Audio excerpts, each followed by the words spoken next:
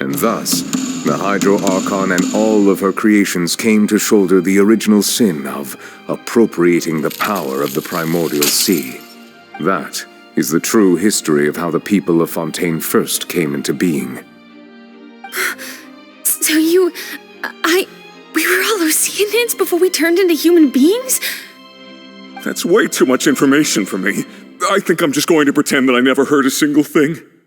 Wait, but if that's the truth, we can't let the Hydro Archon be sentenced to death. After all, her only sin was creating us. This really might be too much information for your regular Fontainian, but it does answer a lot of our questions. Alas, your hypothesis regarding the third and fourth stone slates was inaccurate. The slates' respective positions are, in fact, correct. A key point of the visual on the third slate is how all the individuals depicted in the water are humans rather than Oceanids.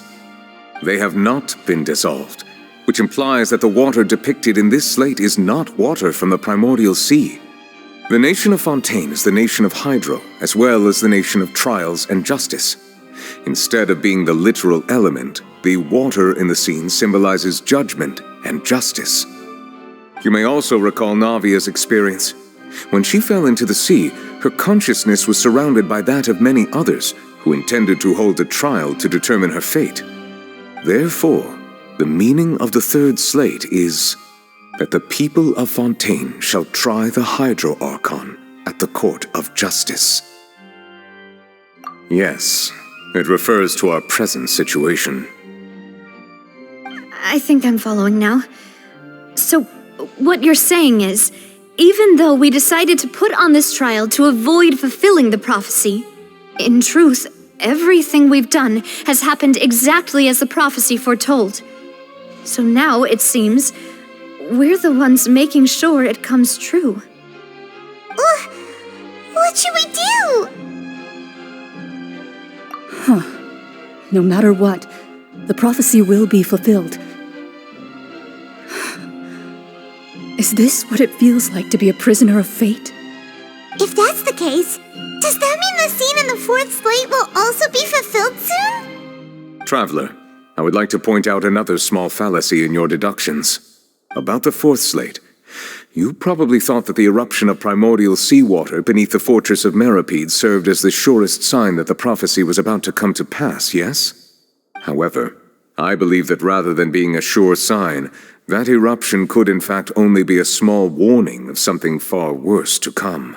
As for the root cause of the catastrophe, I believe you've already encountered it once before.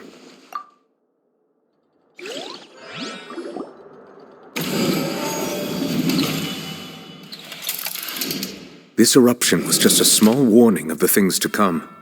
We must find the root cause of the disaster.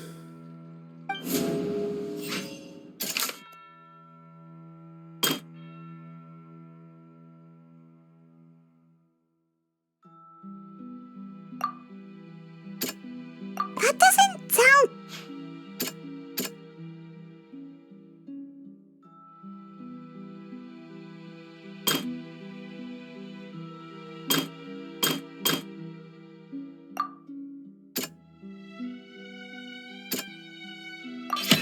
It was both dream and reality.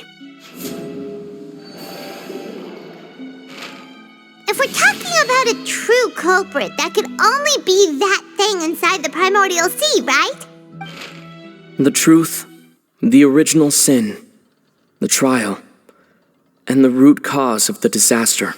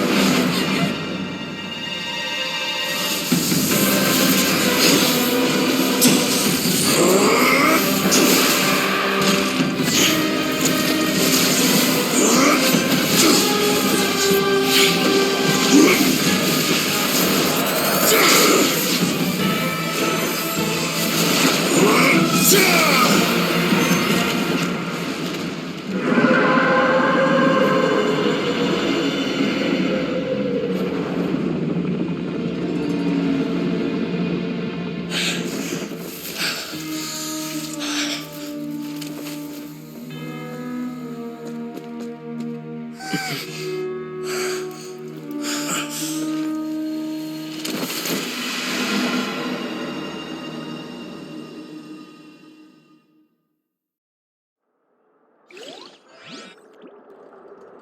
was way too close! How did that thing just burst into the Opera House? Wait, was that the huge whale you saw in your dream? So we've met it at last. I understand very well why it has chosen to make an appearance here. That whale does not belong to Teyvat. It is a monster that has traversed the stars, weeping all the while. It has been greedily consuming the energy from the planet's primordial sea, using it to grow. That is the main cause for the rising sea levels. And once it has finished consuming all of the energy contained within the sea, its next step will be... You said that when the Hydro Archon first created Fontanians out of Oceanids, she filled their blood vessels with primordial seawater. Precisely. That whale finds the blood of Fontanians nigh impossible to resist. Therefore, when it left the primordial sea, it decided to make its next stop a packed opera house full of food. Food in the form of Fontanians. We just barely managed to push it back, right? In that case, won't it come back to target the people again once it's managed to recover its strength? That is correct. Indeed, it is more accurate to say that we should thank that Harbinger for buying us some time. Without him, the whale would have likely come onto land far sooner. From the way he looked, he must have been fighting the creature for quite a long time. That battle maniac! We've always known that he had a special connection with that whale, but we definitely didn't expect it to help us out like this! Anyway, now that we know that this whale is the actual cause of the disaster recorded in the prophecy, all we need to do to stop the prophecy would be to find a way to beat it up, right? It is too late. It had already absorbed too much of the primordial sea's energy before we could notice it. At this point, it has become practically integrated with the sea itself. Even if the entirety of Teyvat were to be destroyed, it could still survive and swim off towards some other world. That's not something I will accept. We've already done everything we can, and we even found the true culprit. We've come so far. You can't just tell me that the last hurdle is some impossible foe. That's just not fair. Indeed, that's not how a grand performance should end. I'll fight it to the end, no matter what. So the prophecy will be fulfilled no matter what, huh?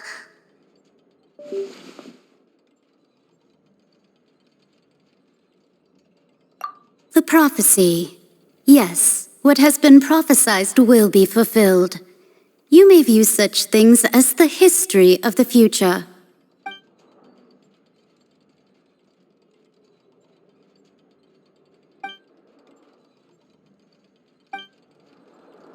Just as prophecies are usually only the future as seen from the perspectives of the gods, could things be happening in hidden corners where the gods' gaze does not fall? Ultimately, fate shall serve as your only guide, no matter what will happen in Teyvat's future. All you need to do is to play your part.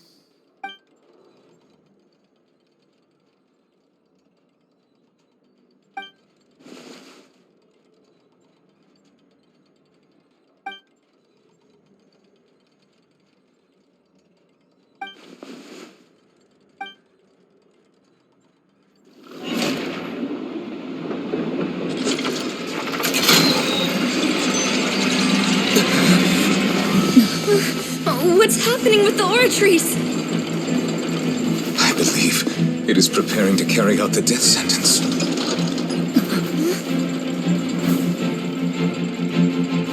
Farina!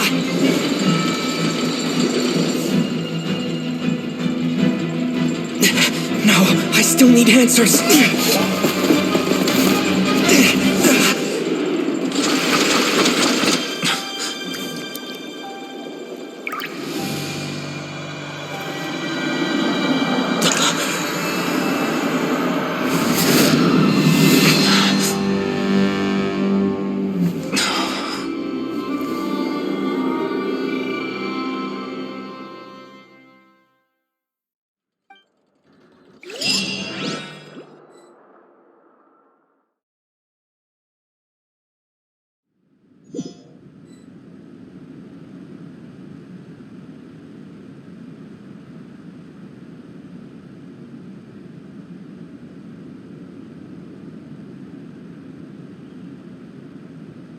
You...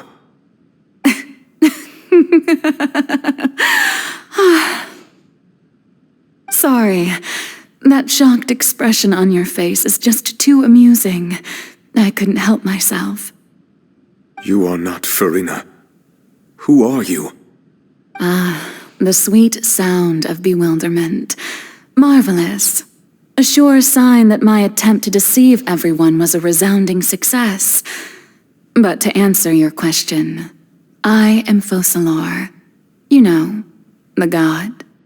Focalor? Why did you deceive us? Oh, that wasn't my goal, of course. Goodness, no.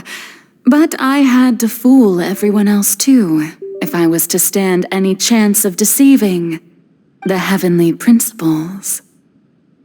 Deceiving the heavenly principles?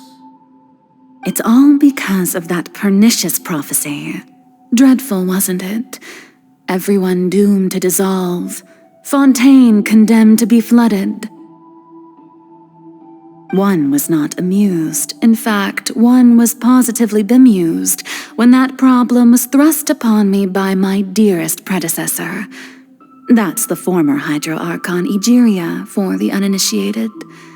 It hardly gets more disastrous than a preordained national catastrophe, now does it?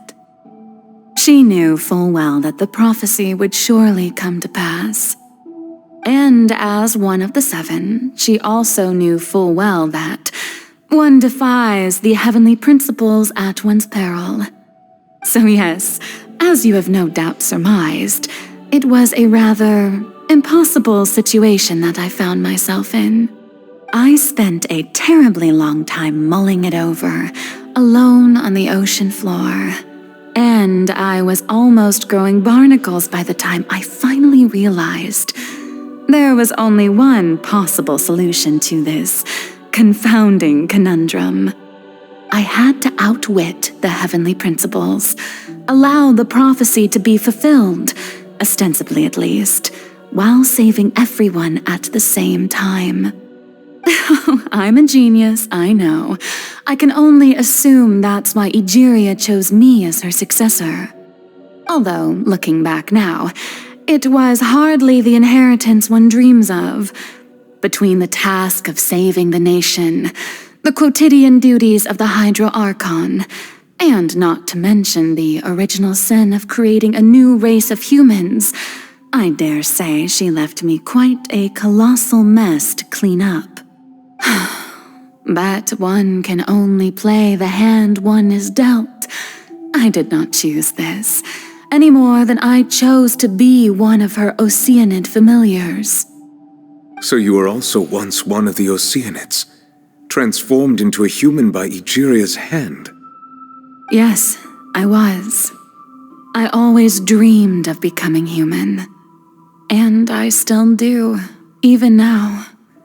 In my eyes, to be human is to be part of the greatest opera ever known. After becoming a god, I separated my divinity from my body and spirit, leaving behind only a self that was as naive and bewildered as my past self on her first day as a human being. The me you see before you now is that divinity, and the human counterpart I left behind, I named Farina. She could feel joy, sorrow, and everything in between. She could be as vain and conceited, or as meek and vulnerable as she wished. Her strengths were of a kind only a human could possess, as were her shortcomings. But in my eyes, Farina's humanity was what made her perfect. She was perfectly human in every way, the person I always wanted to be. Anyway, so then I cursed her. All part of the plan, of course. The plan to deceive the heavenly principles. Do you still remember the final scene of the prophecy? The Hydra Archon alone, weeping on her throne. In order that the prophecy might appear fulfilled, I invited Farina to be an actress. to play the part of the Hydro Archon in the prophecy. Under the curse I placed on her, so long as I, Focalor's divinity, continued to exist, she could not die. But nor was she free to live her life in the pursuit of happiness. Instead, she was forced to take the stage in the opera house, to embrace the role of leading lady, to forever play the part of the god from the prophecy, all to create a deceitful appearance of that prophecy coming to pass. I suppose now you probably understand why your court is called the Opera Epiclese. But Farina is only human, isn't she? Even though she has had a long life, her mind is no stronger than that of any other ordinary human being. I cannot begin to fathom what she has had to endure. It has indeed. And although she is, in a sense, me in human form, I most definitely owe her an apology for it. It's been 500 years, and all along, she's been playing her part in the most unimaginably long, unbearably lonely, and agonizingly painful opera of all time.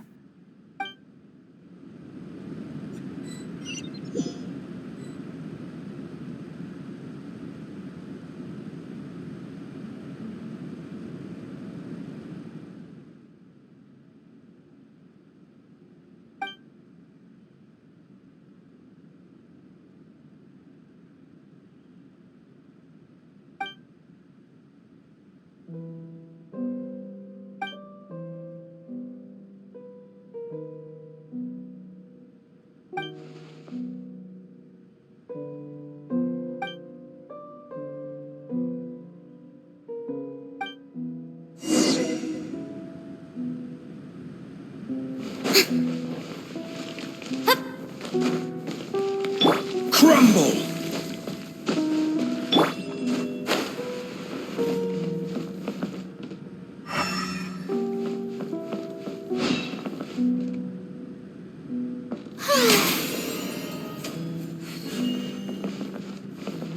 May I present? Oh, who permitted you to come onto the stage? Now, I understand your admiration for my august self, but I must ask you to keep to the rules. All right. It is not my intent to reprimand you. There is no need to state your name. Just be off with you. Do not distract me from my performance. Oh, do not jest. Can you not feel it? I am Focalor. The eyes of countless Fontanians are upon me. I must, at all times, display the utmost elegance and nobility.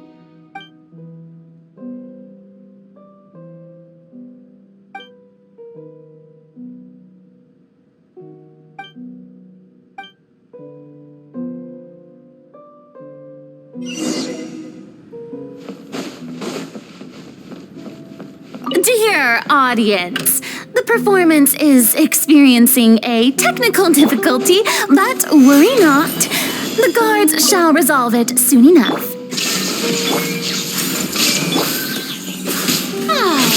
Strike a pose!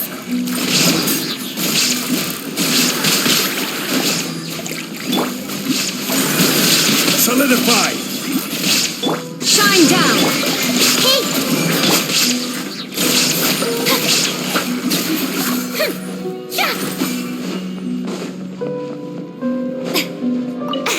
What gives? The audience is still watching me, you know.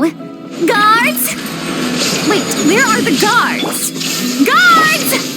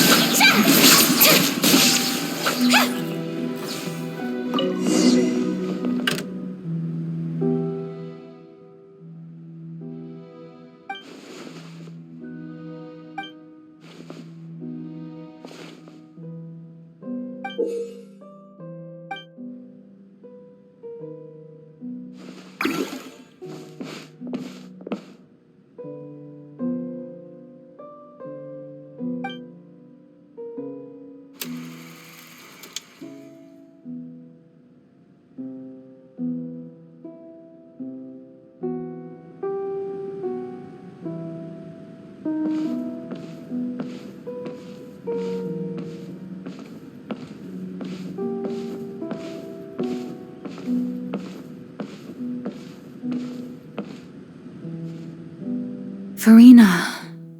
Farina. Huh? Who's that? Who's calling me? Where are you? Be not nervous. Be not afraid. I am before you. Wait a moment. You're near me? How can this be? Mirror you, huh? You know what? That's not bad. Let's go with that. Mirror me? What do you wish to say? The prophecy. Have you heard of it? What prophecy? Wait. I know. I think. I don't know why, but it's in my head somehow. The people will all be dissolved into the waters, and only the Hydro Archon will remain, weeping on her throne. Only then will the sins of the people of Fontaine be washed away. Oh, very good. You know it well. What's going on? I can't seem to remember anything clearly. The only thing I know for sure is this prophecy. Will it really come to pass? Yes, it will. And that is why I've come to you. Disaster will come to Fontaine sooner or later. Things will develop just as the prophecy declared. There is no escaping it. But doesn't that mean everyone will die? I'm a Fontainian just like them. Will I dissolve too? Oh, don't worry. Magical meetings exist in this world precisely to give people a chance to turn things around. It is the reason why you met me today. I will tell you how to save everyone, but you may have to suffer somewhat. Oh, so there's still hope after all. Goodness, you frightened me. You spoke so much and with so much certainty. As for the suffering, well, I will admit that the first thing that came to mind was, why do I have to be the one to suffer? But if the prophecy will come true, I'll also die anyway, right? So if I've already met you as my magical meeting in this world, if there were scales, with all the people of Fontaine on one side and my pain on the other, is it not obvious where the scales should tilt? You truly are the perfect human, my ideal. I suppose this would also be the justice that belongs to you. Huh? Don't worry, it's nothing. Listen well. Fontaine has just lost its Hydro Archon. I need you to play a role, that of the new Archon. Play as a god? That's right. You must begin a never-ending masquerade. You must never let anyone suspect your identity. If you can keep it up, then I shall have my way of defying this prophecy. But should your identity be revealed, then all hope will be lost. But how will I do this? A human assuming the role of a god without being exposed. Don't worry. What you must do is not to turn yourself into a real god. You simply need to play the role of a god as humans imagine them to be. Being a human yourself, I'm sure you already know what such an entity would be like. Remember, your true challenge will not be pursuing divinity, but contending against humanity. I'm still not sure I understand, but I'll try. I'll try to do this. So, how long am I going to have to play this role? To accomplish this mission, you will have to stay on the stage for many, many years. You will endure and not grow old until your task ends. But I promise you, all will eventually end in a magnificent and dramatic trial, and everyone will be saved. A trial, huh? How exciting. I'll be looking forward to it.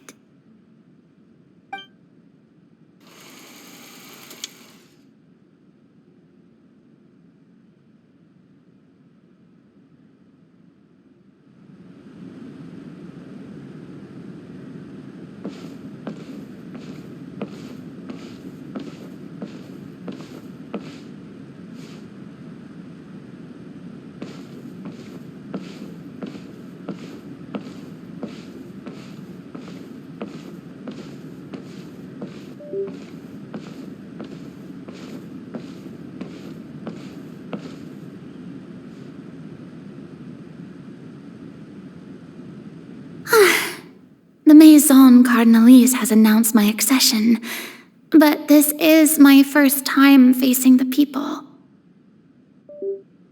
What should I say to most appear like a god? To be honest, I still don't know.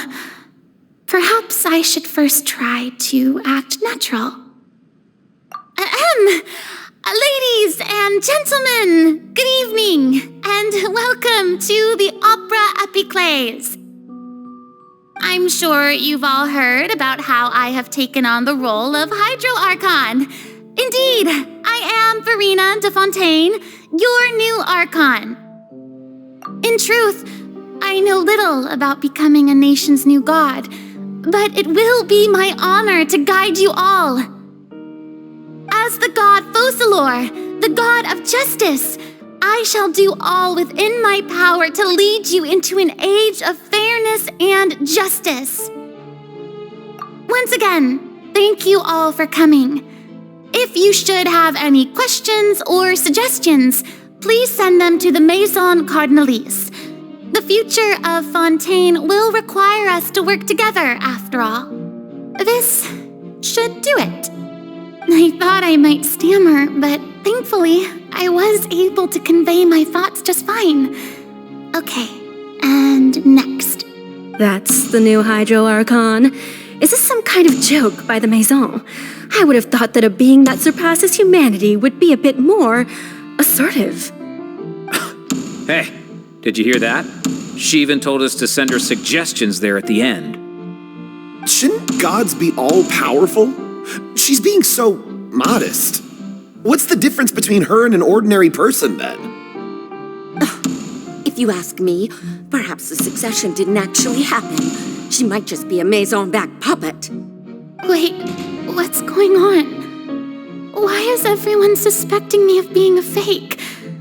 Oh, this is bad.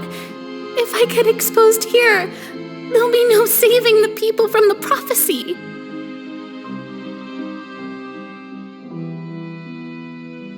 Right. Mirmi said that I just need to play the role of a god as humans imagine them to be. Calm down, Verena. Think. What do the people want? How would they imagine a god to speak and act? Assertive, with a strong sense of presence. One who can dispel all doubt. That is the character I'm fated to play.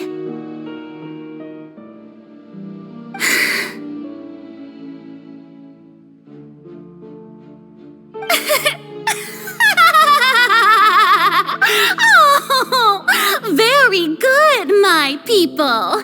Only ones such as you are deserving of my rule. Now, I was wondering if some weak puppet were to one day come onto the stage and claim ownership of this opera house, would the children of Fontaine follow them? Well, it seems that you would all see right through them. Having passed my test, you are qualified to witness wondrous trials alongside my august self here in this opera house. You may consider my previous act a door gift of sorts. I thought it was a debut that suited the atmosphere. Now then, let us be reintroduced. So that was just a performance. How could I have forgotten that we were inside an opera house? Her personality. It's quite shocking, to be honest, but I suppose it's a better look than before. Such a fascinating and bold deity. How wonderful! Our future may yet be bright after all. It seems I've turned them around. Best follow this flow and restart my accession speech. My dear people, whether you acknowledge me or not, whether you trust me or nay, I say to you, keep faith in your ardor for justice. We have heard it said that this nation's sins can no longer be washed away. Well, I say that justice is most fragrant when it blooms amid sin. No, this won't work. They'll suspect me again. I must play the role that they want me to play. The scales of justice should not weigh heavy in the hands of its God. On one side, it must carry fairness and justice. And on the other, praise and applause. May law be the prayer on our lips. May judgment be our worship. Let us light the fires and drink to the future of Fontaine. No, this won't work. They'll suspect me again. I must play the role that they want me to play. There is no trouble in this world that justice cannot solve. All that is needed is for you, my people, to believe in it, heart and soul. So long as I, the Archon Focalor, stand within the Opera Epiclese, so long as I stand before the Oratrice, I shall even judge the gods of this world! Yes!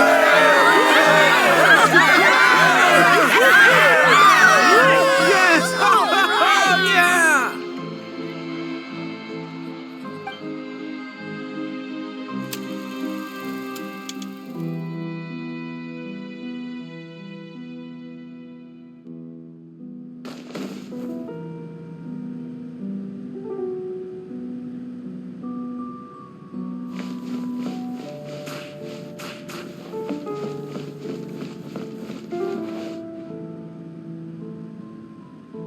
Lady Farina, here are today's case reports, as well as a summary of the follow-up for your perusal. Come now, was I not just at the Opera House in person? Leave these kinds of things to Neuvillette. Besides, none of these trials were the one that I'm looking forward to the most. If I may be so impertinent, what kind of trial are you truly looking forward to? A magnificent, dramatic, and wondrous trial. A trial to end all things. How could you hope to understand? That's true. I fear I lack the ability to grasp your divine thought, Lady Archon. No need for fright, and do not take what I said before too seriously. Go now, do your duties. The trial I await. It will come one day.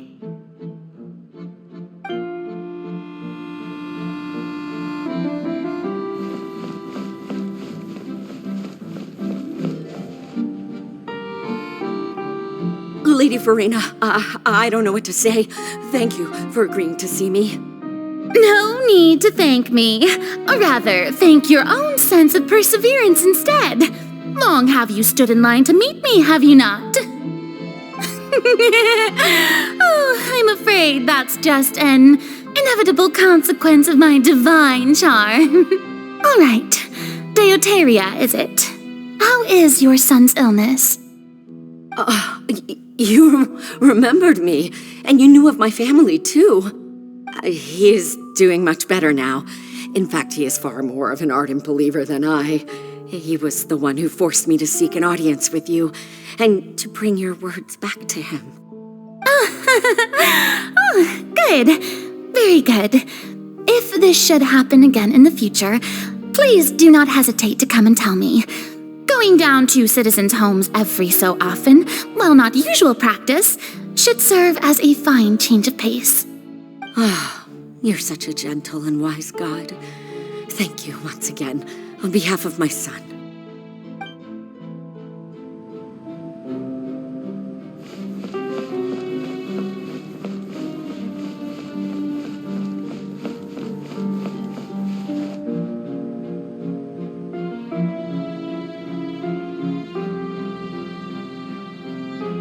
Lady Farina, here are the latest hydrological reports.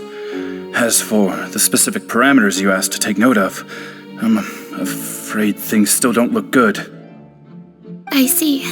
It's as I thought then. As your god, I did already expect this, but I wanted to see how far your human wisdom would allow you to analyze it. All manner of signs indicate that the prophecy will still come to pass. Forget it. That's not something you need to worry about right now. Well, as I understand it, the Fontaine Research Institute is also trying to find a way to counter the rising water levels. Really?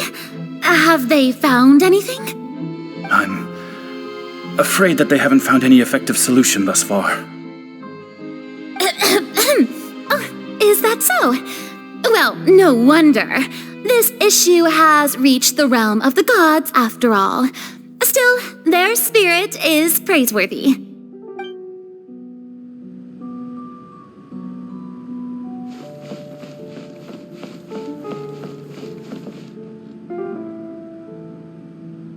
The day is finally over. I haven't had a moment to breathe this whole time. But it's good to see that everything's getting on track. There are no longer any voices of suspicion. Maybe this is fine. I just need to keep going, and everyone will be saved. All right, Farina, don't think too hard about this. You need rest. Tomorrow's a new day.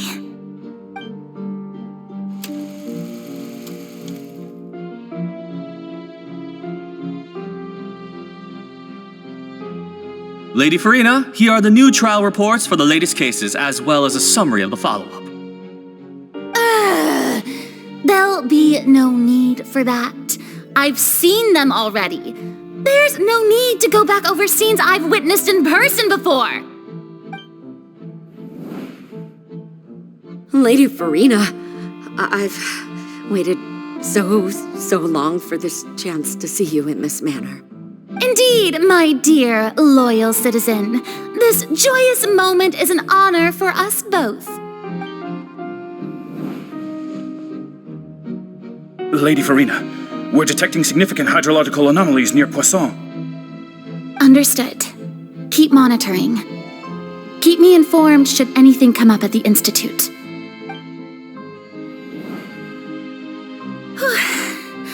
I don't think I let anything slip today. I must show the people that there is nothing to worry about. I just don't know when these days will end. I feel utterly exhausted. Best to rest early today, too.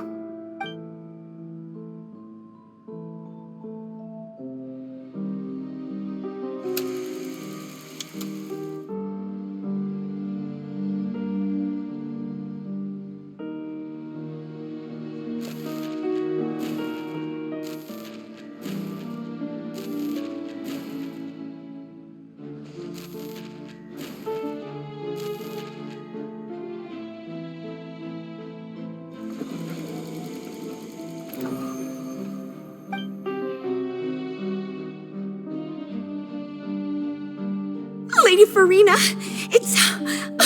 It's like a dream being able to speak with you up close like this.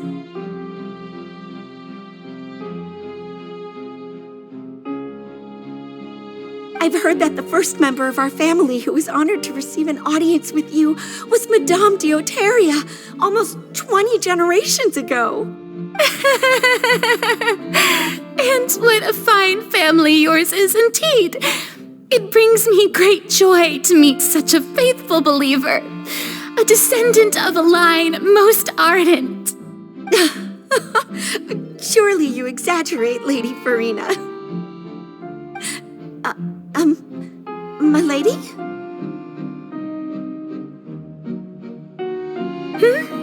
What is it, good citizen?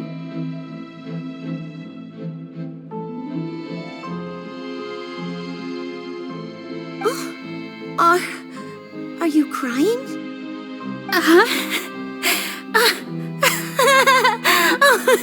Really now?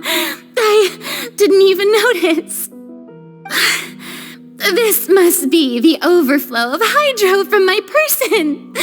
Well, can't quite help being the god whose dominion is the waters, can I? No wonder. No wonder.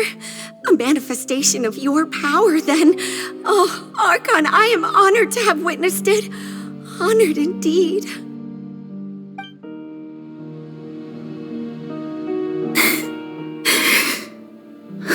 So interminable. So lonely. Just how much longer? Hundreds of years must have passed by now. Perhaps the show must go on for hundreds more. I never imagined that it would hurt so much. Have I reached my limit? No. Perhaps I reached it long ago. Today I didn't even notice my own tears. I want to tell someone, anyone, about this. But would that not destroy all I've done so far? I've conducted so many investigations across the centuries, but there's not even a sliver of hope that we might break the prophecy. All I can do is keep heart. I must maintain this act. It is the only way to save Fontaine. Please, mirror me. You have to succeed.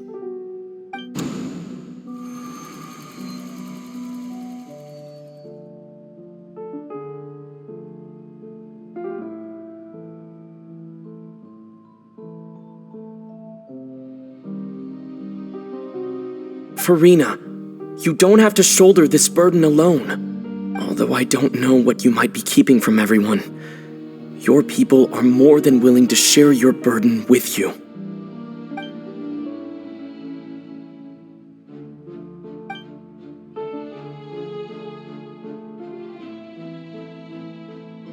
Share my burden. That's impossible. It was fated right from the start that this would be my duty alone. But even if your burden doesn't need to be shared, you can still choose to confide in someone. Just share it with me. I'm what you'd call a witness. A witness? Yes, I've heard that you came to Tevat from beyond the stars, yes. In other words, you never belonged here. And if Tevat is, in its entirety, a show on a stage, then you're just a spectator, aren't you? If that's the case... He's right. I could confide in him, couldn't I? But if things don't play out as expected, the people of Fontaine will be the ones to pay the price. No, Farina. you shouldn't be selfish. But what if it's really alright? Farina, you've worked so hard for so long. Surely it would be okay to put yourself first for once. Just is it such an outrageous thing to do anyway? To find someone in whom you can confide your frustrations and sorrows? Surely it could not hurt. If you let this opportunity slip through your fingers, it might never come by again. Think about it long and hard.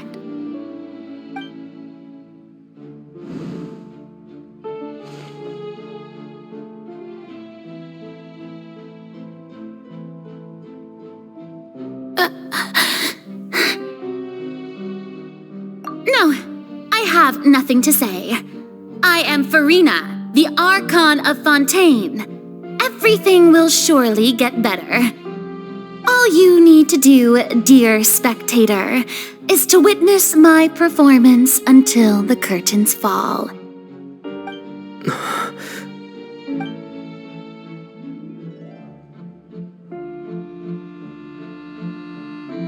Fine.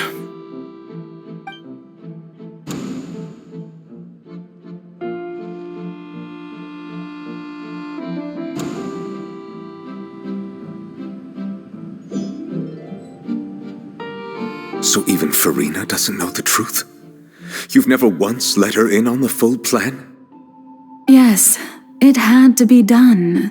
To deceive the heavenly principles, you must first deceive yourself. She did very well.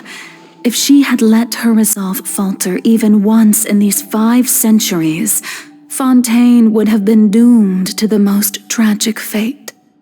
It seems that trusting humanity was the right decision after all. I believe that I understand how your deception works, but that is only half the truth, is it not? How would you build on this foundation to save the people of Fontaine? That is the most important thing. Ah, good. Of course, the Iudex of Fontaine has pinpointed the crux of the issue. I'm sure you've long sensed that the Oratrice is no simple machine, yes? I've always suspected that it had its own consciousness, and Lenny did mention that he heard a human voice within the core chamber. It now seems that that person was you, hidden within the machine all along. Am I right? And then I became one with the Oratrice, taking Fontaine's gnosis with me. Yes, it would seem so, wouldn't it? Alas, your understanding of this device still lacks sufficient depth. In truth, it is no enactor of justice. It is, in fact, a device created to kill the god of justice. I beg your pardon? Oh, you have it. And to be more precise, not only will the Oratrice take down the god of justice, it will also take down the divine throne upon which she has been placed. I mean, did you think I would be the sort to enjoy peaceful repose while Farina suffered? My work over these last 500 years has been to constantly accumulate indemnitium within the Oratrice. But really, some have already discovered that only a small fraction of the energy generated by the device was ever used to provide power to Fontaine. The vast majority had to be, accumulated to enact this death sentence. It was all part of your plan then? Both the trial and the sentence? Indeed. This power, accrued over 5 centuries, could have sustained Fontainians for millennia had it only been used for that purpose. Almost all of it has now been stored within the Oratrice. But only power of this magnitude could hope to destroy the Hydro Archon's divine throne, shaking the rules established by Celestia and breaking through the institution that is the Seven. So the Oratrice's call for death was for neither Farina nor Focalor, but for the Hydro Archon. The destruction of that divine throne. If I do not misunderstand your intent, you must be... returning what's rightfully yours to you, of course. In other words, this was all done to return the authority of the Hydro Archon to the Hydro Dragon of this planet. But...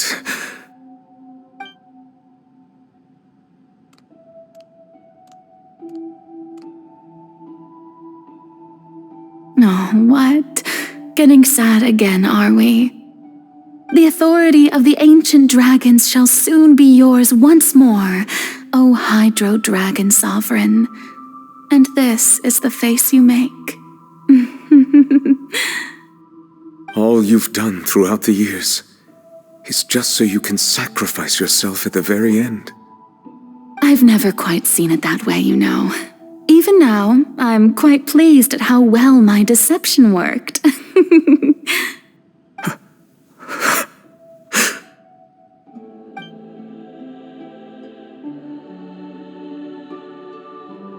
Hydro Dragon, don't cry. I must say, had it been within my rights, I would have loved to judge the heavenly principles themselves. Were they not guilty of essentially the same crime? Egeria stole the power of the primordial sea, and the heavenly principles stole the power you ancient dragons possessed. I, for my part, am the god of justice. And is it not just that your original powers should be returned to you? Speaking of justice, I have always believed that justice lies in the process of pursuing human existence itself. So, if the theft of the primordial sea's might was Fontaine's original sin, then, leaving matters of procedural right and wrong aside, the descent of the Fontanians as humans and their right to exist in this world would be Fontaine's original justice. In other words, existence was Egeria's justice, and to me, justice is the continuation of that existence. Defying the prophecy and ensuring that Fontaine's people shall live on, that should be the justice enthroned over all others. At this point, we, whether it be myself or all other Fontanians, have shouldered the burden of this sin for far too long.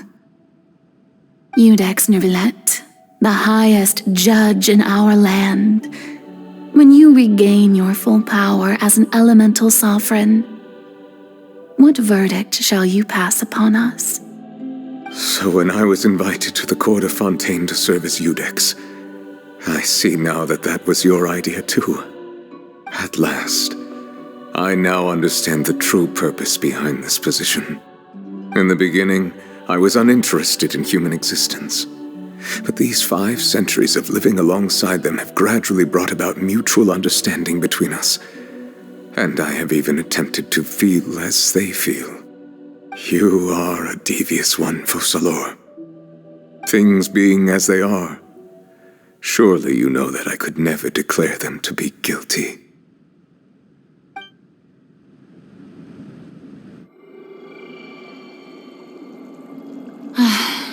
The hour of my execution is almost here. For the sinner, the curtain call has come. I know I may not sound it, but faced with death, I find myself a little afraid. Perhaps this is one thing both gods and humans have in common.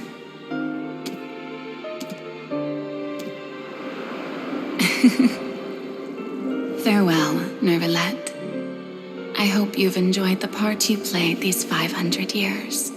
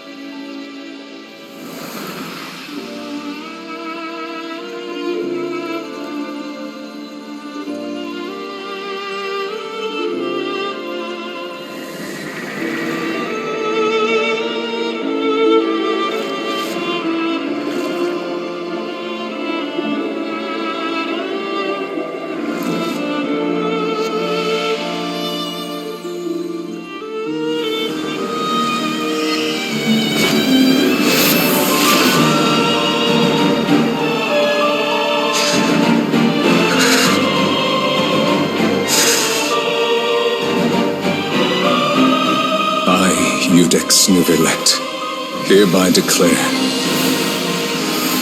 people of Fontaine, your sins are forgiven.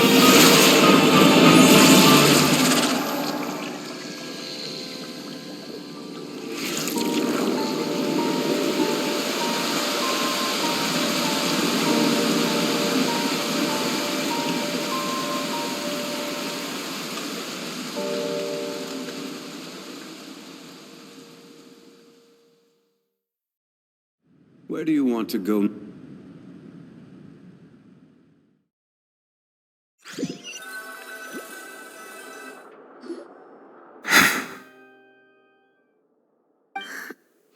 What just happened? Has the death sentence been carried out? Was that bright light some sort of misdirection? I have a feeling that something huge just happened. But since we're all still alive and haven't been dissolved, I assume whatever happened was good for us. It's time to end this. We must mete out punishment to that beast. Didn't you say just a moment ago that it can't be defeated? I have gained the strength sufficient to deal with it. Through certain means, I now have the ability to separate the power of the Primordial Sea from that creature. We should seize the opportunity to pursue our quarry. Traveler, now that the oratories can no longer function, I require an executor to help me mete out justice. The root of the calamities befalling Fontaine, the beast that enacts the prophecy. Its name is the all-devouring narwhal. Come with me, traveler. The hour of execution has come.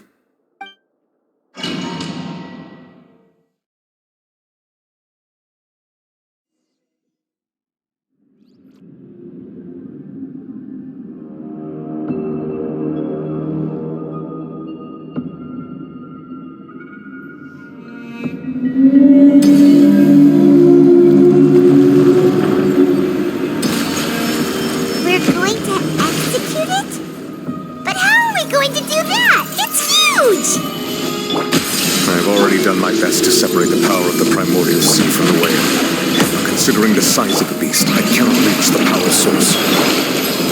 Unless we can find a way to attack it from within. I shall share a part of the ancient dragon's power with you. We shall look for an opening together. I can feel its sorrow turning into hostility.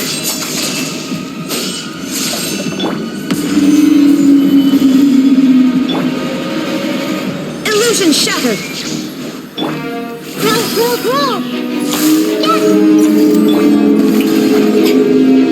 I will have order. There is no escape. I see everything. The all-devouring narwhal cannot resist its instinct to devour. Continue to trigger its hostility, and the chance will present itself.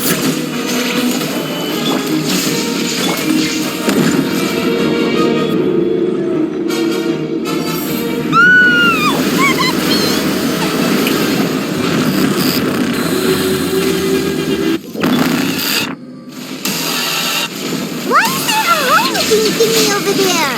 It looks really scary. Torn to oblivion.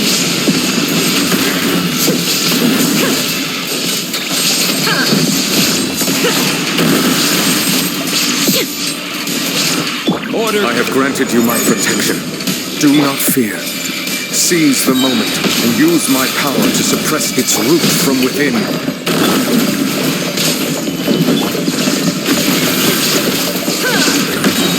Now you shall perish!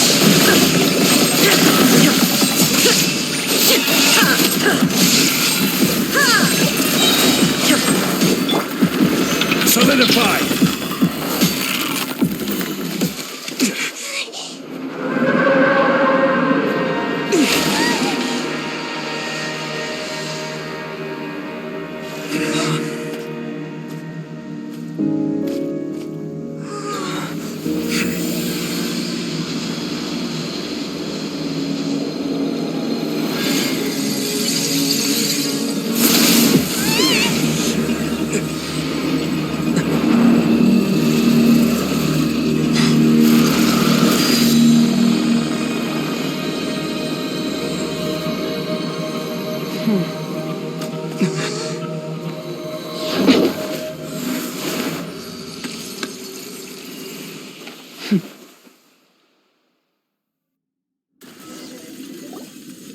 Thanks for helping with the cleanup.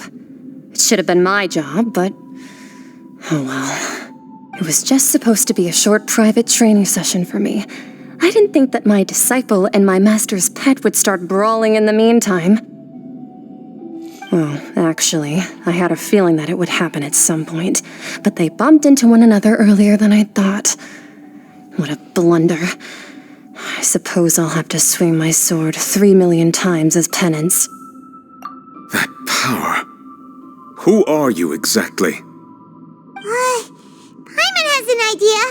From what she said earlier, she must be Child's master. Skirk, right? It's just that he gave us the impression that she was the less talkative person. I simply did not have anything to say to the weak.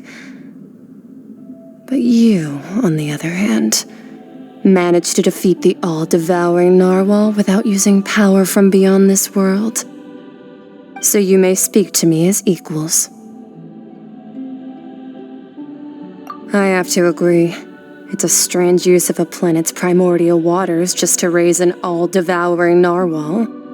That kind of power is wasted on it. It's not cooperative. It eats too much. And I have more important things to do with my time than pet sitting. The only thing that creature has going for it is its looks. All in all, it fails as a pet. Miss Skirk? I think you might have missed the point. The point being?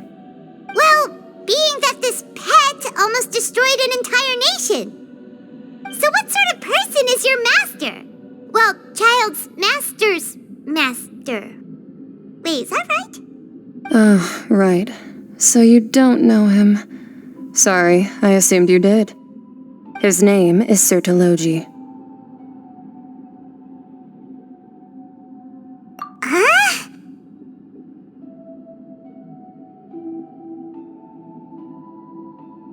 I am unfamiliar with that name.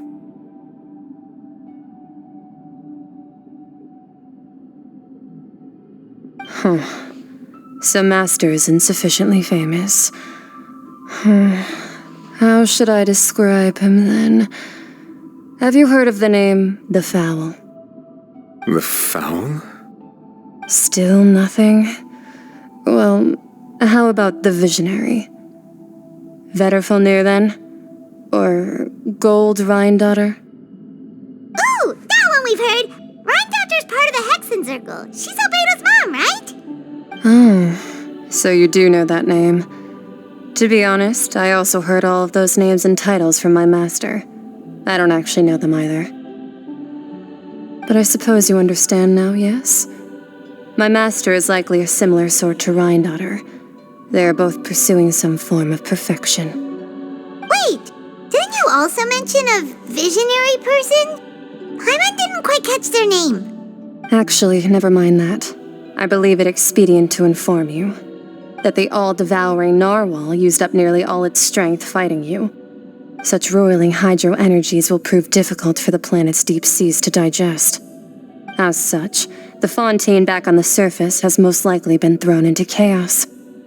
In other words, the prophecy that you've been fretting over should now be in full swing. What?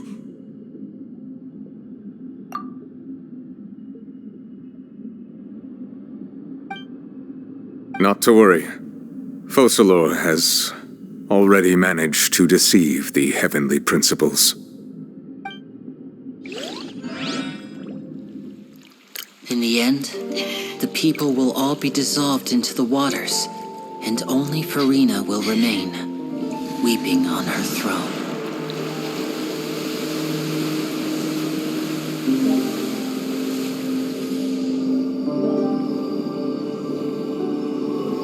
Only then will the sins of the people of Fontaine be washed away.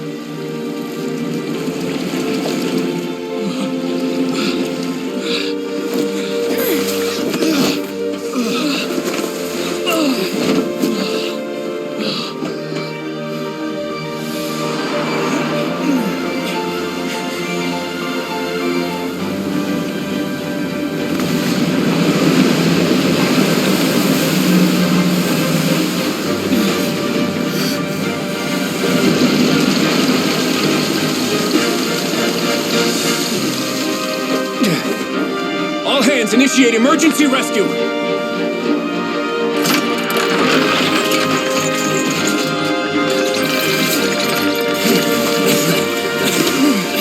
Hurry!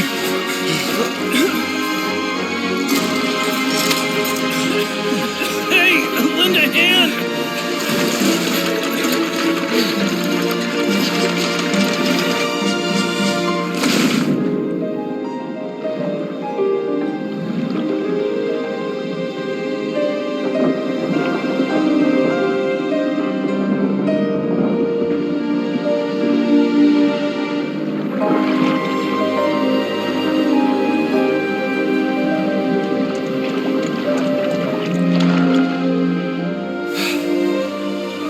Look! The water's receding!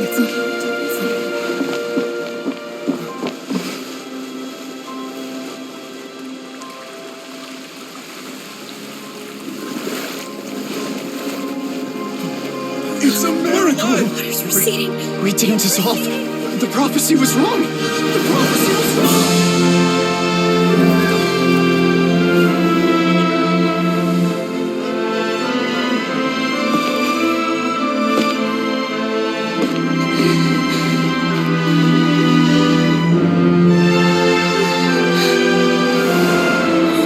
Are you all right?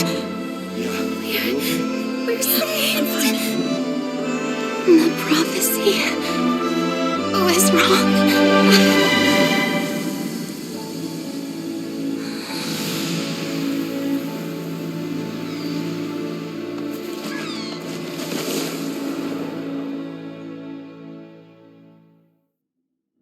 Boats are made.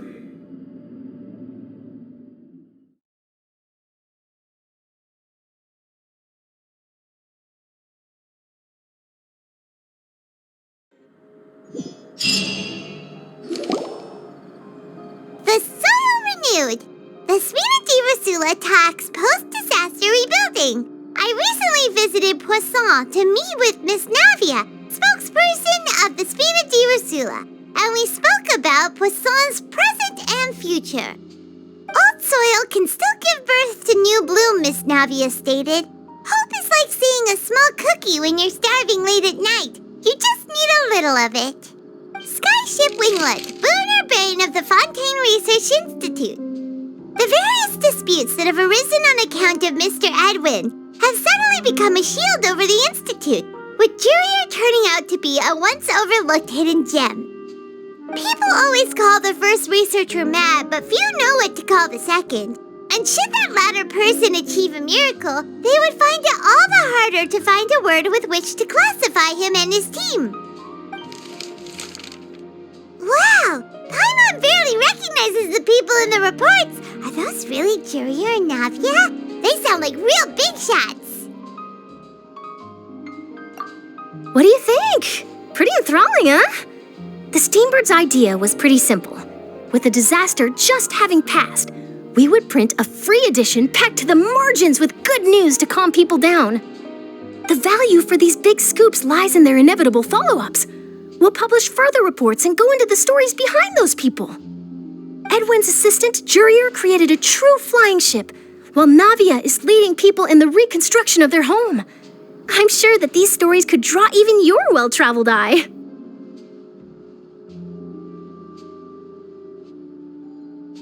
Paimon's curious too! Wait a minute. Didn't we watch everything happen from start to finish? What's there to be curious about? And that's exactly why I'd like you to come conduct interviews with me. You're the best incubators of news, if you haven't noticed. And also, with you around, I'm sure I'll get to see that Duke. Are you sure? Hasn't he turned you down several times already? Oh, this time will be different. Come on, let's head to Poisson first, and then make a trip to the fortress. There are some things you'll only know when you get there.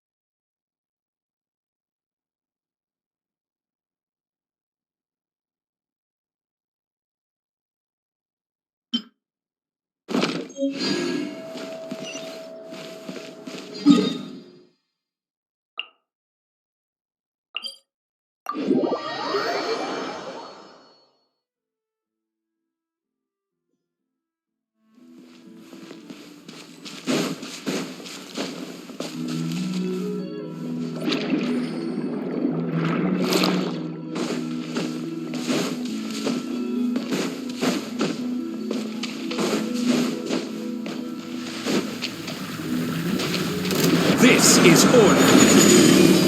Illusion shattered.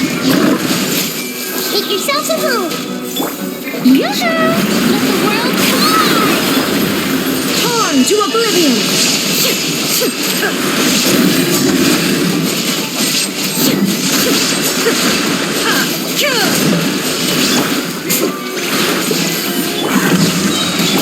Everyone hold hands. The temple is listening.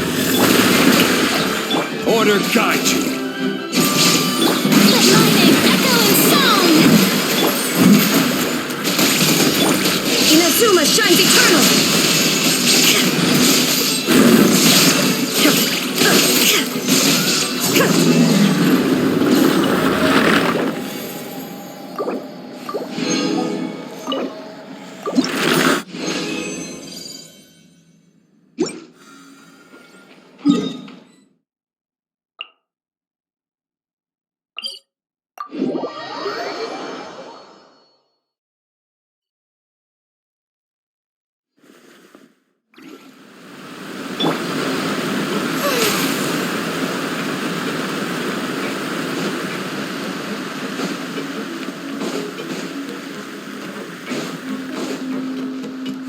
The show begins!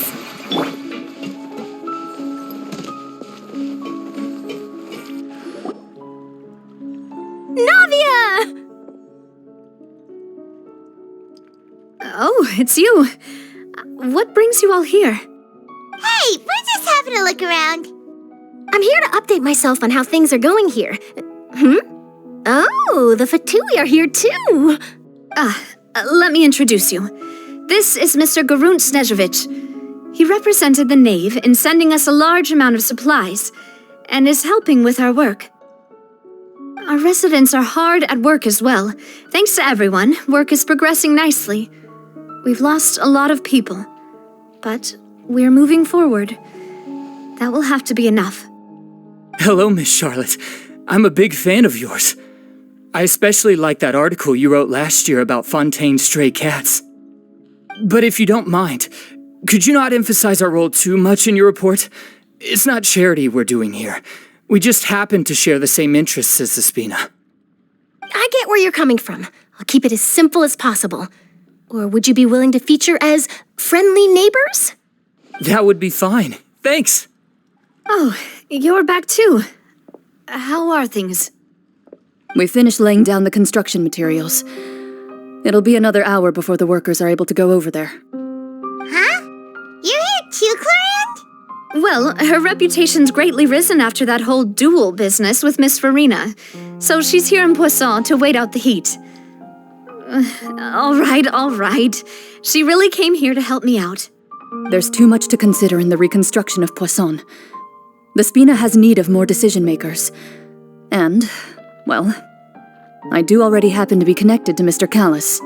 Oh, wait just a moment. Do you mind me asking a few questions? You know, about how you felt before the duel, about what it was like facing down a god.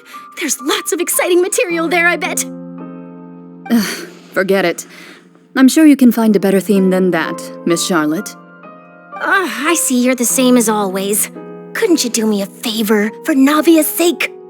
Well, if we're talking about doing things for my sake, you might as well just take a few more photos of me. Or of the Traveler. It's better than wasting time persuading Clorand at any rate. Of course I will. I'm not gonna let him off that easy. All right, then everyone who wants to be in the photo, gather up. And smile.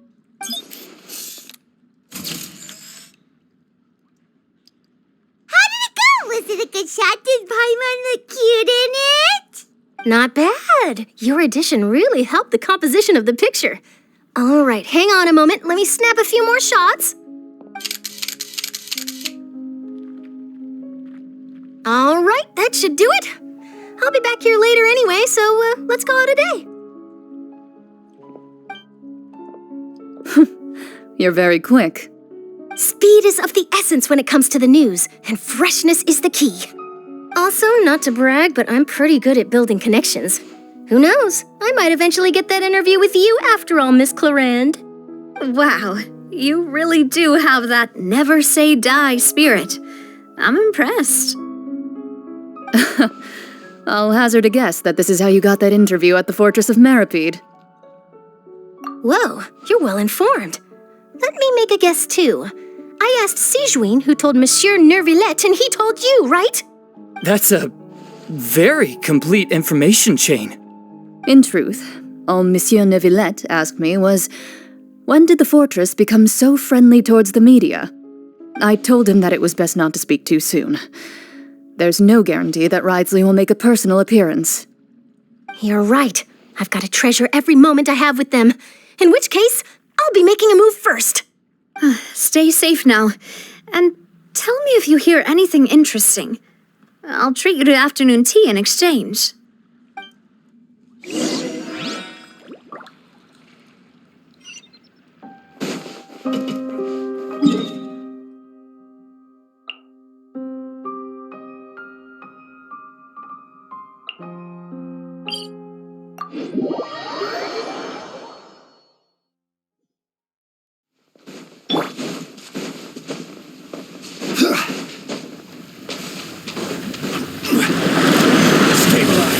Shine down! Hey! Make yourself at home! How brilliant! Let the world come! Torn to oblivion! Illusion shattered!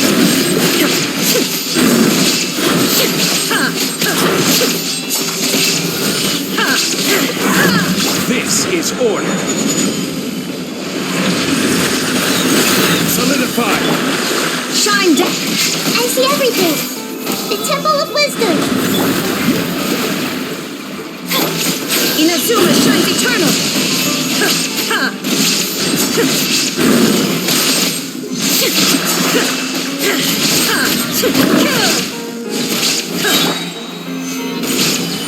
Illusion shattered!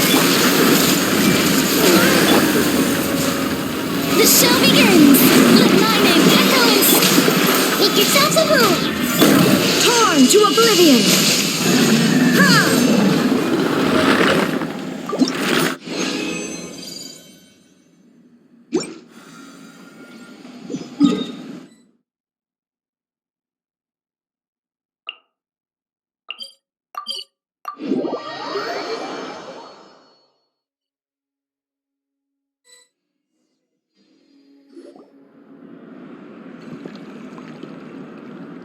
Wow, guess we're here again, huh? There's a real nostalgic feeling to this place. Looks like you've been missing us. Duke! Did you come all the way to the entrance to greet us? Of course. I'm here to welcome you and our dear Miss Charlotte, whom our good head nurse recommended to me. It's an honor to finally meet the much-rumored Duke. Thank you for consenting to my visit to the fortress, sir. No need to thank me. But that said, I shouldn't be the focus of your interview. I trust you recall our agreement? Of course, of course. All right then, this way.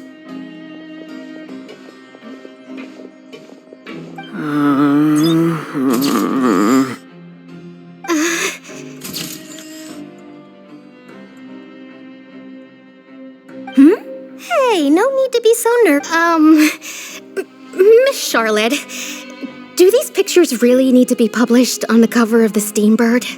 It would seem that Miss Lorvine doesn't want her face to appear beside that of Mr. Jurier, Sir, please don't say things like that.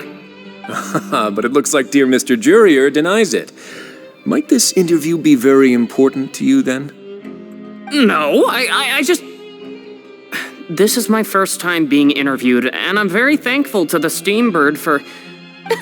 Now, I might not look it, but I actually did meet Mr. Edwin once. And I'll be honest, I enjoyed chatting with you more. You've definitely got more of that genius vibe going on.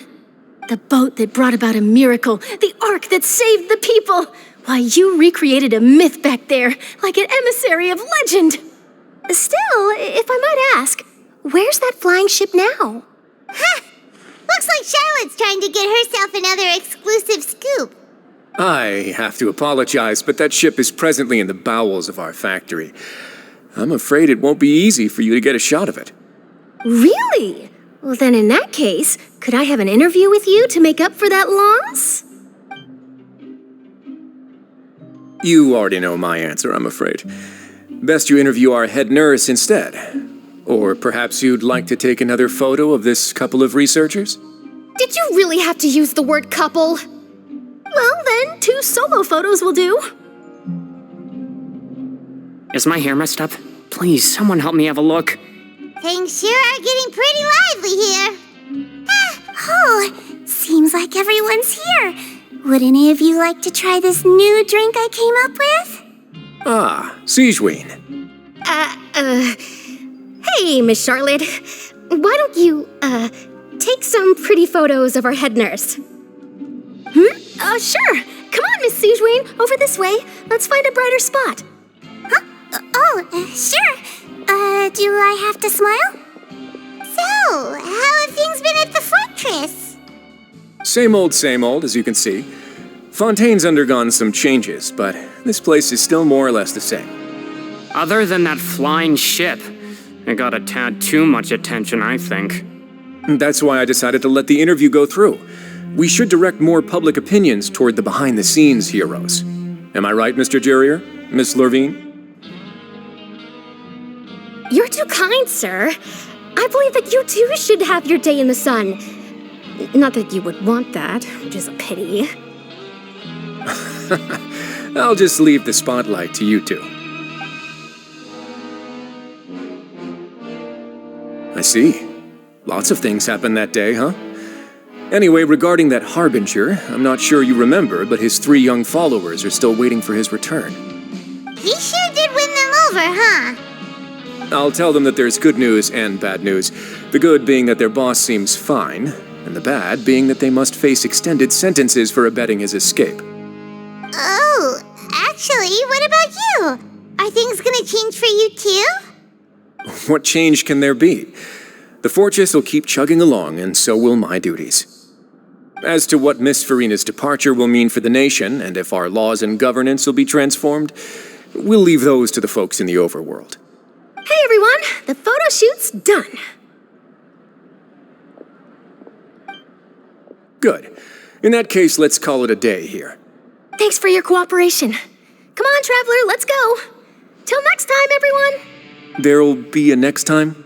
Maybe. Who knows? I might write a story about the underwater factory next time. Until then. All right, last stop, the docks.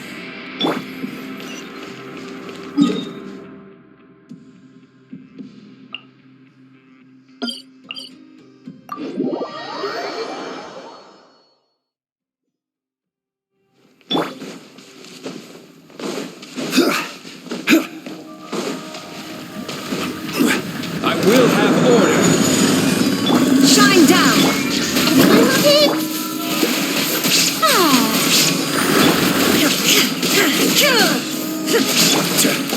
Stabilize. Hey!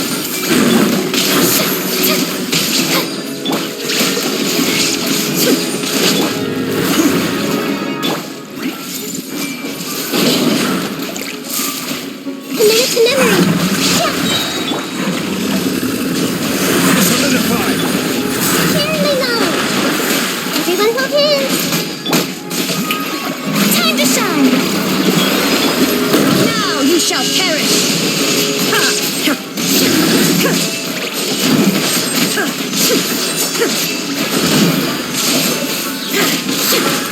This is order. Illusion shattered.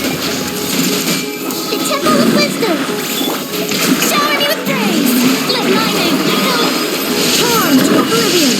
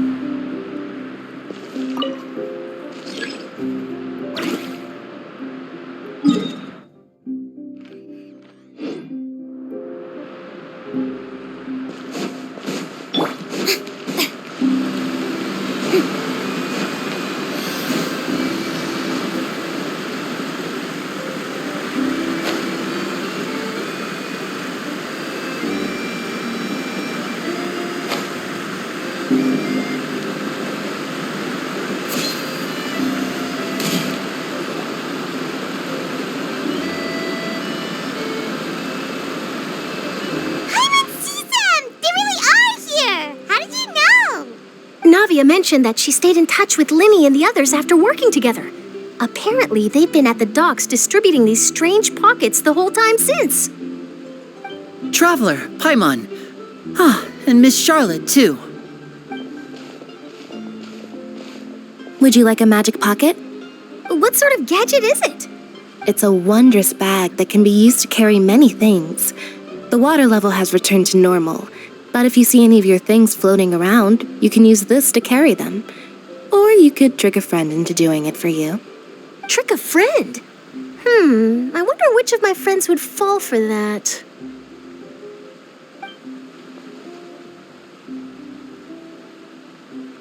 You could just make a friend like Fremine here. Isn't that right, Fremine? Is this what you meant by, I'll help you make some more friends? To be honest, that sounds pretty sweet. Could I have your contact, please? Sure. Please, write down my address. You sure are working hard to help Fremine socialize. He was the one who proposed doing this. He even wants to assist in our magic shows. Yes, I was planning to first introduce Pear as an assistant, and later Fremine himself. In the future, I think we can leave underwater escape magic to him too. That said, would anyone want to see a diver escape underwater? Oh, it'll work out. Every journey begins with the first step. He'll become a part of our show eventually.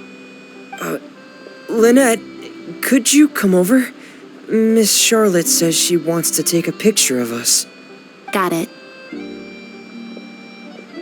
My, that Charlotte is rather perceptive. She got rid of everyone the moment she realized I had something to say to you. So, how have things been, Traveler? Father says that you did a great deal during the latest events. She's very grateful for your contributions to Fontaine. That's all right. We were more than happy to help. So, what's she doing now? Oh, I guess you haven't heard. Well, after Lady Farina left, Father and Monsieur Neuvillette opened negotiations, during which he gave Fontaine's gnosis to her as a diplomatic gift. A diplomatic gift? A gnosis? Yes, I was quite surprised at first myself. But when I thought it over, there were actually a number of things going for it.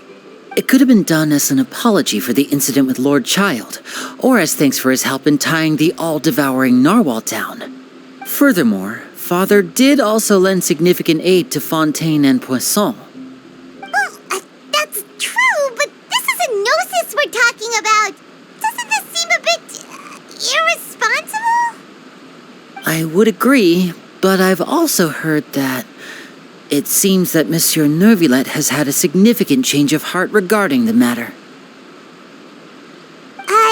So there's some reason for this that only Neuvillette knows about? I suspect you'll have to ask him about that yourself. Yes, speaking of which, I did see him strolling around the entrance to the Fortress of Meripede a while back. Isn't he real busy and stuff?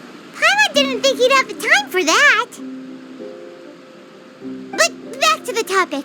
The gnosis was given to the knave, right? What about Child?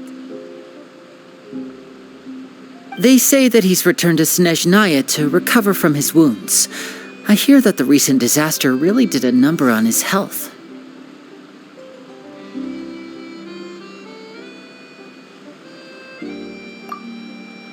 That's true. When you think about it, we've had loads of run-ins with the Fatui. To think we'd be allied with them this time.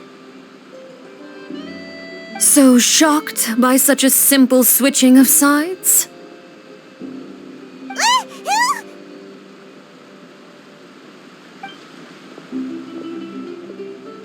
Father! Well, what do you know? Come to the docks to see how my children are doing and meet the Traveler by chance. Please do not pay my accomplishments in Fontaine too much mind. I would have done them regardless. Are you going to take the gnosis back to Snezhnaya? That is our duty as harbingers, yes. Don't be too preoccupied with sides. The goal of the Fatui concerns not a single place or person, but the entire world. With such a grand goal in mind, it is inevitable that we must wear many masks. Switching my masks is something I've always done. Well, that depends on many things. No one truly knows what the future holds. What good is honesty if you can't rely on it forever? As for you, I very much look forward to our next collaboration. Good things cannot be achieved alone, and you've proved yourselves to be great partners. A vision? All right. I'll remember to return it. Thank you for keeping it safe for him this entire time. And that's a wrap for me. Huh? You're... Greetings, Miss Journalist. Hello. If I'm not mistaken, there are diplomatic channels I'll need to report to take a photo of you. That is correct. So forgive me, but I will not be able to serve as a subject in your article. However, feel free to write as much as you'd like about our dear magicians and our upcoming rookie talent. I will. The sea breeze is quite pleasant. I shall continue my walk while the weather remains so agreeable. Farewell, Father. Oh, she has such an intimidating presence. I didn't even dare to take a picture. Thankfully, I've already wrapped up all my pre-scheduled interviews. Thank you all. This'll be more than enough for me to write about, I'm sure. Don't be too nervous. Why don't you take a magic pocket before you go? Here, Traveler, Paimon, you take one too. To move things about? That's right. Funny. I was giving out magic pockets when we first met too. And what do you know? I'm doing the exact same thing right now. So many things have happened, but the pockets are still the pockets. I guess this must be life. We will all follow our own paths, and serendipity will lead you to your fated friends. All right then. We'll be handing out pockets in some other districts later, so we'll get going now. Have a good day, you two.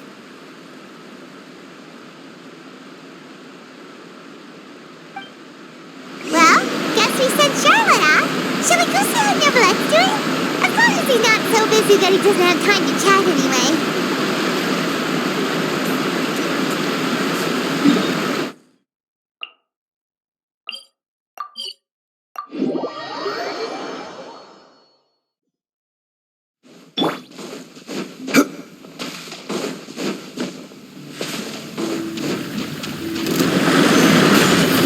Shine down! I see everything.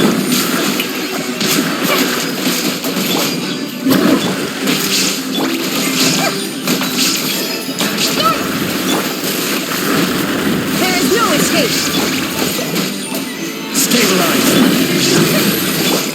Yeah, we gotta go in. Share my knowledge. Strike a pose! Time to sharpen! Now you shall perish!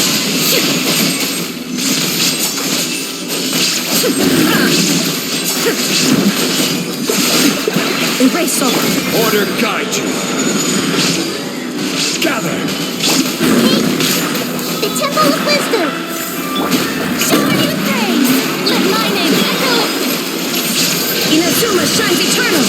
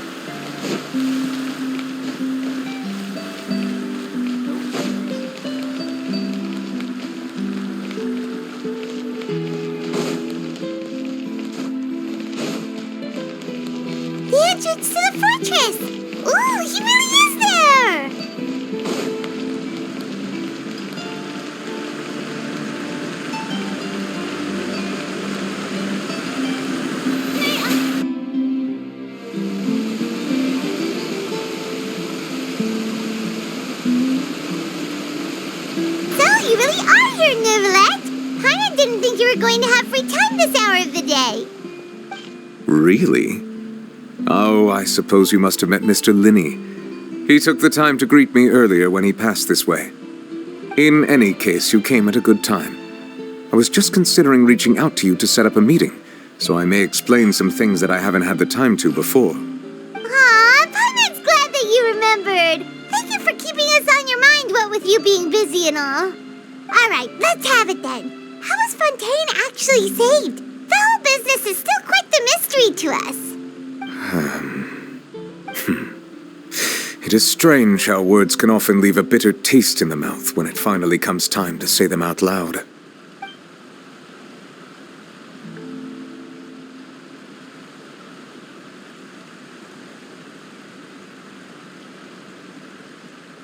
Whoa. So that's what happened?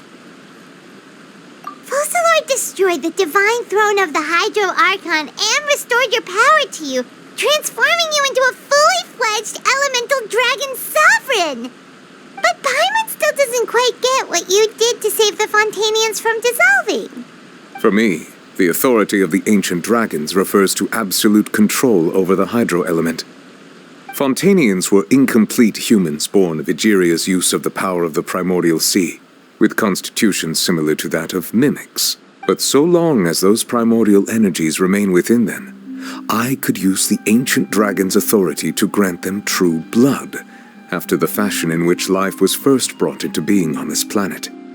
In other words, when I gave my verdict, Fontainians became true humans, and thus would naturally no longer be dissolved by water from the primordial sea. Focalor must have counted on you to make that decision as well. Your verdict was the key to making the prophecy appear to have come true while saving everyone. Yeah, and in a manner of speaking, Focalor finally managed to fulfill the original Hydro Archon's wish to turn Oceanids into real people too! It seems from your expressions that you still have more things you wish to ask. Ask away. I will tell you the truth as I know it.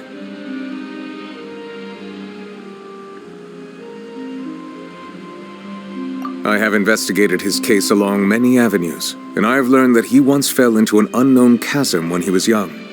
There, by chance, he awakened the all-devouring narwhal. But whether it be by sentiment or reason, that should not have been enough to consider him the root cause of the disaster. At most, he would have had tangential liability. As for the judgment passed by the oratrice during the trial, whether it was due to that liability by association or Focalor deliberately using him to buy time for us on the assumption that he would be able to hold the creature off, I cannot say. Guess Focalor had Fontainians in mind the whole time. In the end, it was thanks to her that they finally became real humans. Hang on a second. Paimon suddenly got another question. Back when Fontainians hadn't yet become real humans, were the children they had also transformed Oceanids? Life has always flowed like water. Do you recall how Fontainians would often come to the Fountain of Lucine to pray for children? Yeah, Lynette said the fountain is where all the waters in Fontaine converge. In truth, even those couples did not know that such prayers were no mere custom, but instead a form of ritual. Those Oceanids who were blessed within the spring water would later descend as new humans in the coming months. Paimon sorta gets it now. Either way, seems like this ritual won't be of any further use, but it'll probably live on as a local custom. Ask away. I will tell you the truth as I know it.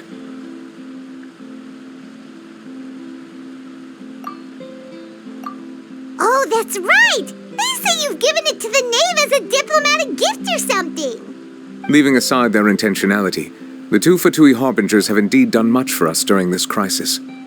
Their sole remaining goal in Fontaine, at least at this point, would seem to be the Gnosis. The Oratrice has ceased to function. The Hydro Archon's divine throne is now no more, and I do not need the Gnosis's power.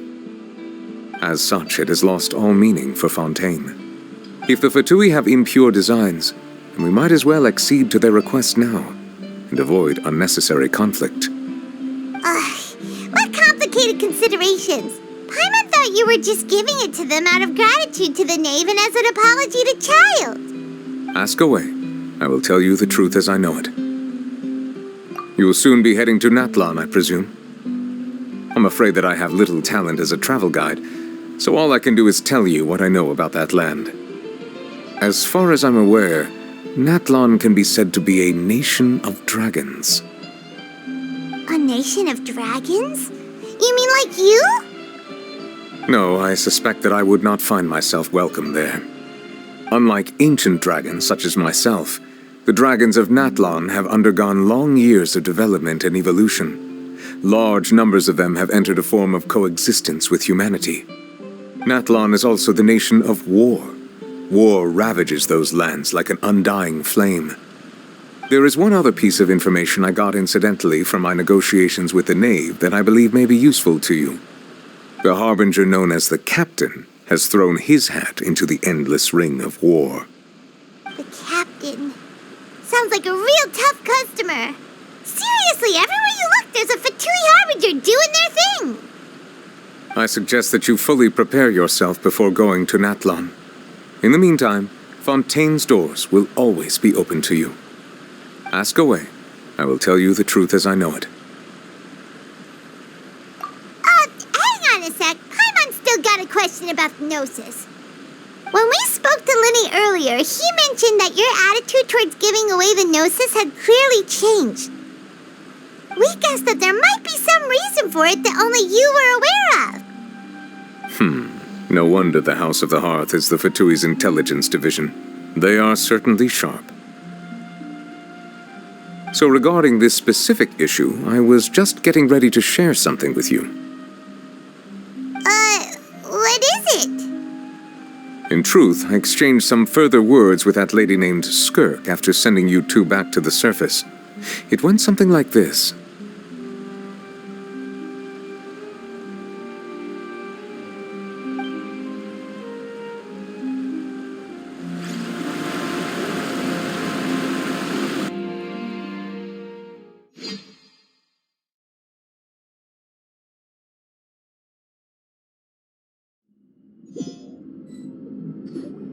Well, we're going to head topside to see what's going on. You hurry over soon as well, all right, Nervalet?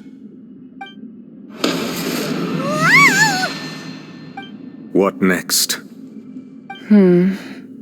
The all-devouring narwhal isn't here, so I'm no longer getting any interference.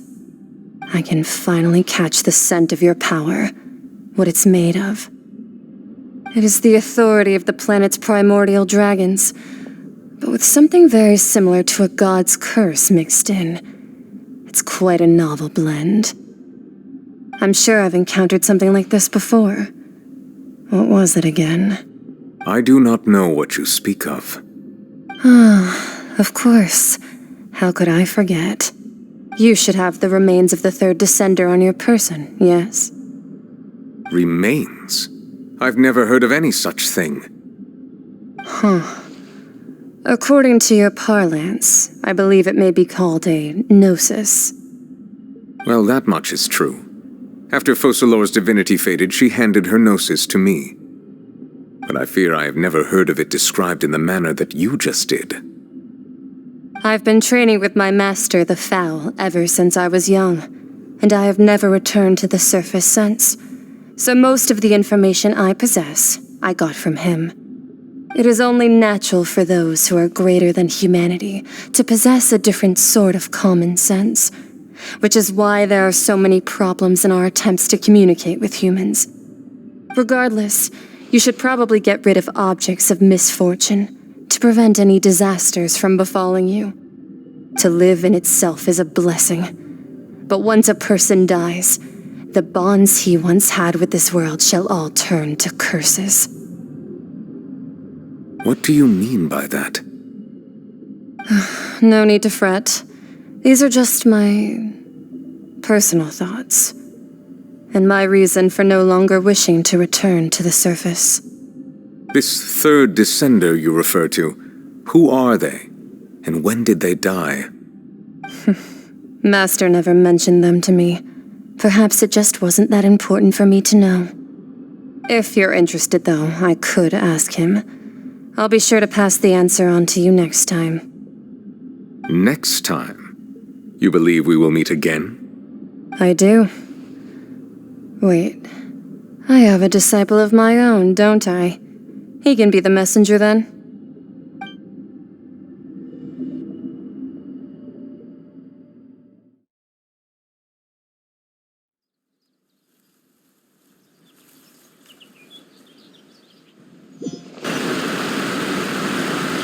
That's what she told me. Whether it would prove useful or not, I wanted to pass that information on to you. The remains of the third descender? So that's what the Gnosis actually are. Paimon just thought they looked like chess pieces. How could they be a person's remains? All the same, assuming that there was no misunderstanding or special metaphor at play, that is what she meant to say. And she said that it would bring misfortune and that you should check it, which is why you gave it to the Fatui.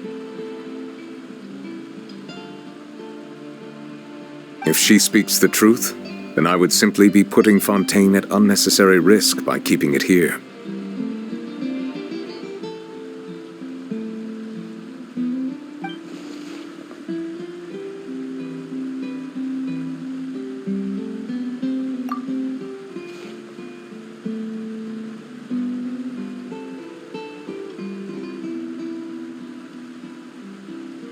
I had guessed that you might already be familiar with this concept, but I did not expect you to be one of them.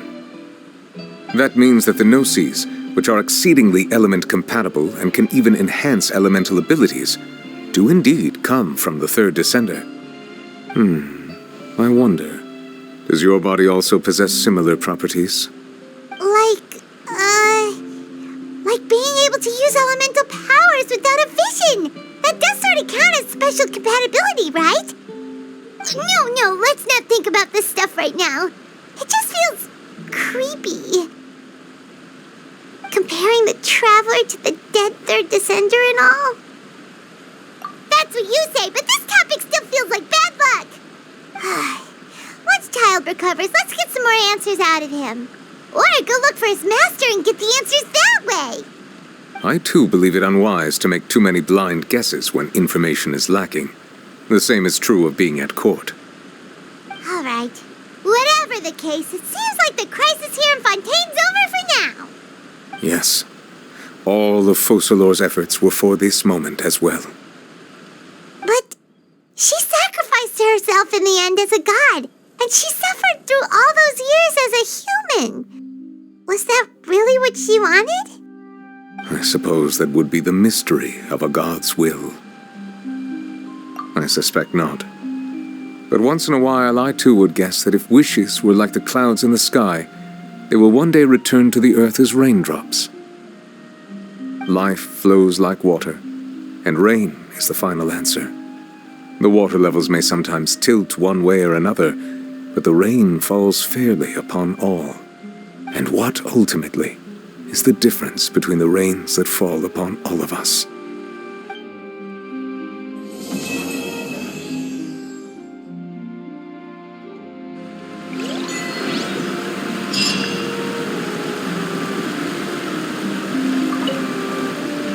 It seems from your expressions that you still have more things you wish to ask. Ask away. I will tell you the truth as I know it. I suggest that you fully prepare yourself before going to Nathlon. In the meantime, Fontaine's doors will always be open to you.